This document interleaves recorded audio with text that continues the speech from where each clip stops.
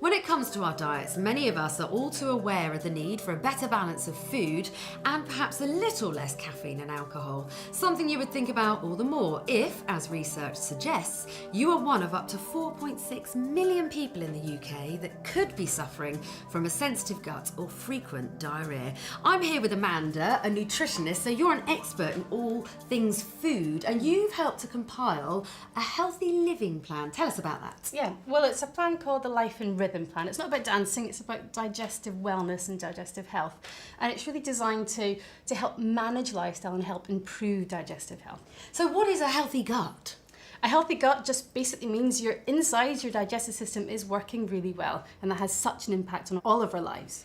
And research from Imodium has shown that there are things that trigger these gut issues. And I have to say a lot of them are on my favourite food list. So Indian food, Chinese food, fish, shellfish, barbecuing, which we all love. Does that mean we have to avoid all of those? No, luckily it doesn't. Yay. It just means we need to switch around the ingredients sometimes, and that's what developing this plan was all about. Shall I take you through Please some do, of those things? yes. Great. One of those commonly known triggers, if you like, for digestive upset and gas are beans. Okay.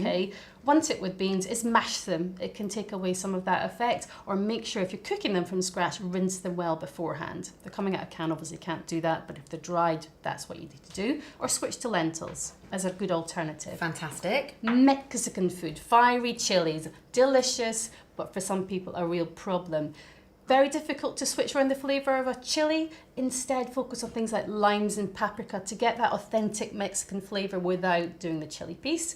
Broccoli, super healthy, but part of what's called the cruciferous vegetable family, can create gas. So switch it around for things like runner beans, chives even, mix it up. So still green, still super healthy. And last but definitely not least, for some people, wheat and dairy products can become a problem in their digestive system. So try gluten-free if you think that wheat such as pasta might be a problem. And things like feta cheese actually aren't classed as dairy products because they're from a goat rather than a cow. So that's something to try too. Well, that's great advice on the ingredients front, but is it all about the ingredients, or do we have to think about other things as well? No, it's not just what you eat, it's how you eat. Yes. So not eating too quickly is something, so slowing down sometimes. Not eating too much in one go. So eating smaller meals throughout the day, so maybe 5 small meals rather than 3 large meals, or overdoing it at the end of the day, as some people do.